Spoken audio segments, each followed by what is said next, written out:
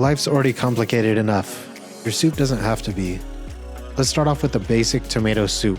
It has very few ingredients, and it helps you learn how to season your food and balance things. It's a win-win. It starts with some butter and onions, like most good recipes. Just give your onions a rough chop and add them to some slightly browned butter. You don't have to brown it, but it adds more flavor. Let those sweat down before adding some tomatoes. And then whatever kind of stock you want. I'm using roasted vegetable. Then I microplane some garlic in there. You can chop it up if you don't want it as pungent, or add it in super late if you want it even stronger. Season it how you like. I'm using Aleppo, then pepper, then salt, and a little bit of honey to balance out the acidity.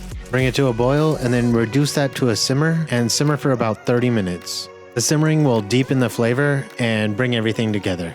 Then use a hand blender or a blender or a Roboku or whatever you want to blend it smooth.